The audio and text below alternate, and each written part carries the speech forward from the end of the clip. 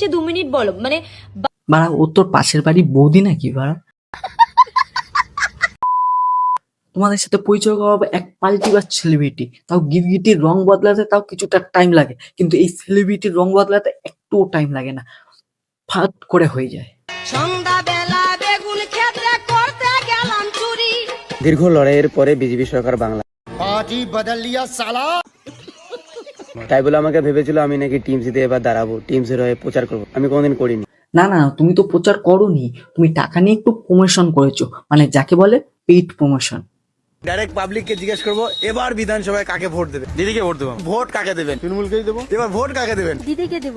সবাই দিদি, BJP supporter কেউ নেই। আপনি এবার বিধানসভায় কাকে ভোট দেবেন? মমতাকে। কাকে ভোট দেবেন? তৃণমূল। ভোট কাকে দেবা? টিএমসিকে। দাদা ভোট দেবে এবার কাকে দেবে? মমতাকে। আরে সবাই মমতারই গান দেখতেছি। কাকে ভোট দেবেন আপনি? দিদিকে দেবো। আমরা তো ভোট দেওয়ার প্ল্যান আছে বিজেপি কে। शाबाश बेटा, बहुत बढ़िया। এই মেয়েটার নাম হলো মোনাকি জানা। এই বং মিডিয়াকে মেসেজ করেছিল কাজের জন্য, মানে তোমার গানের কোনো মডেল লাগলে তাহলে আমাকে বলো, এই বলে মেসেজ করেছিল। কিন্তু বং মিডিয়াকে কি মেসেজ করেছে দেখো।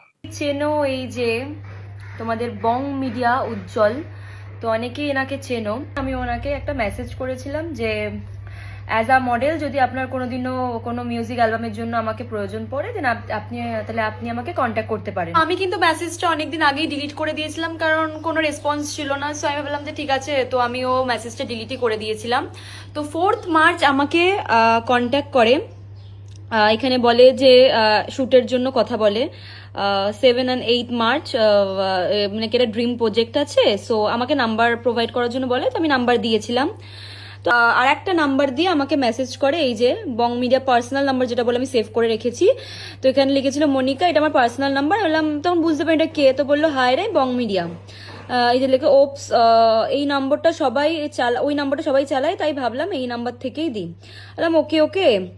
তারপরে হচ্ছে এই আগুন লাগাবো কাজ দিয়ে, সত্যি বলছি আমি খুব এই মেসেজটা দেখো কি লেগে, আমাকে খাওয়াও।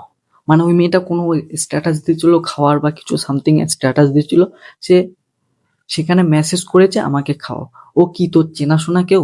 একটা অচেনা মেয়ের কে কিভাবে মেসেজ করতে হয় সেটুক জানিস না? হ্যাঁ, তোর বউ হতো বা তোর চেনাশোনা কেউ হতো, তাকে বলতিস সেটা মানায় যেত।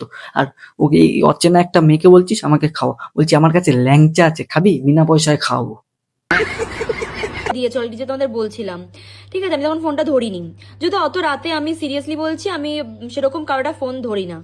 তো আমাকে বলেছে যে, আমি বললাম যে এডিট করছি, আর আমি মিথ্যে কথাই বলেছিলাম ওখানে যে আমার মা আছে পাশে, তো আমি এখন ফোন ধরতে পারবো না, কারণ আমি রাতে সেরকম কারোর ফোন ধরি না। আর রাতটা কতটা বাজে তোমরা দেখতেই পাচ্ছ।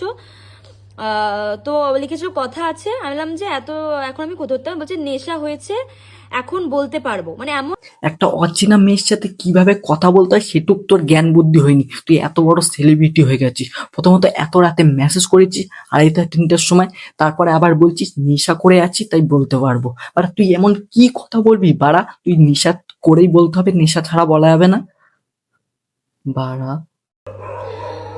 তো এই যে নেশা হয়েছে, আমি বললাম বাইরে এসে, আবার আমি বললাম যে এখন আমি পারবো না, তখন বলছে বাইরে এসে ফোন দাও। ঠিক আছে, আমি বললাম না পসিবল নয়। ঠিক আছে, লিখেছে বাথরুমে এসে 2 মিনিট বলো, মানে বাড়া ও তোর পাশের বাড়ি বৌদি নাকি বাড়া? বা তো বলছে ফোন ধরতে পারবে না, পাশে মা আছে, বাইরে এসে কথা বল, তারপর বাথরুমে এসে কথা বল। এমন কি কথা যে মেসেজে বলা যাবে না, ফোনে বলতে হবে, তখনই বলতে হবে, সকালেও বলা যাবে না? বাড়া কত বড় বাইঞ্চোদ তুই বাড়া। ঠিক আছে, পরে কিন্তু এই বাথরুমের কেসটা আমাকে ঘুরিয়ে দিয়েছিল, বলছিল তুমি বললে যে তোমার মা আছে পাশে তাই ফোন ধরতে পারছো না, তাই আমি বলেছিলাম বাথরুমে গিয়ে। ঠিক আছে, যদি এটা হয়েও থাকে, তো এর পরের কথাগুলো তোমরা দেখো, তাহলে বুঝতে পারবে। আলাম এত রাতে কল করতে পারবো না, তুমি এত বোকা কেন? এটা মানুষ কখন বলে, তুমি এত বোকা কেন, বোঝো না কিছু? এটা হ্যাঁ হ্যাঁ, সবাই বোকা, তুই একাই চালাক। ওই কারণে তোর প্রোফাইলে টিএমসি দিয়ে পেইড প্রমোশন করেছিলি, সেটা ডিলিট করে দিয়েছিস, শুধু বিজেপির একটা রেখে দিয়েছিস। তুই এতটাই চালাক, নিজেকে এতটাই চালাক ভাবিস, তাই না?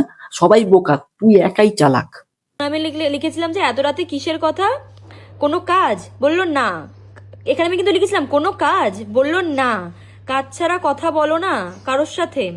একটা মেয়ে তোকে কাজের জন্য তোকে মেসেজ করেছিল, তুই সেই মেয়েটা জিজ্ঞাসা করলো কোনো কাজের কথা, তুই বলছিস না, আর তুই 2:30-3টার সময় একটা মেয়েকে ডিস্টার্ব করছিস আর এইসব কথা বলছিস। মানে তুই কত বড় বাইঞ্চোত হলে তুই এরকম কাজ করতে পারিস, তুই নিজেই ভাব। তারপর এই বং মিডিয়ার বউ মানে অ্যাঞ্জেল পিয়া মেসেজ করে বলছে, আমার বরকে এভাবে বলো না প্লিজ, আমি তো সব জানি। তা তুমি সব জানো আর তোমার বরকে সাপোর্ট করছো এইসব বিষয়? হ্যাঁ। তারপর বলছে আমার বর এগুলো বলেনি।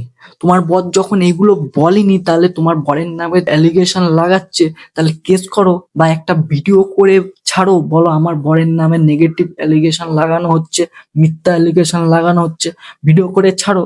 না করে তুমি এই মেয়েটাকে মেসেজ করে বলছো ক্ষতি করো না, আমার বর এগুলো বলেনি। তাহলে কে বলেছে?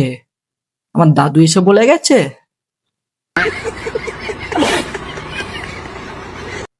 বং মিডিয়াকে আমি সম্মান করতাম, ভালোবাসতাম, কিন্তু এই ভিডিও দেখার পর সম্মান গাদার গাড়ে ঢুকে গেছে।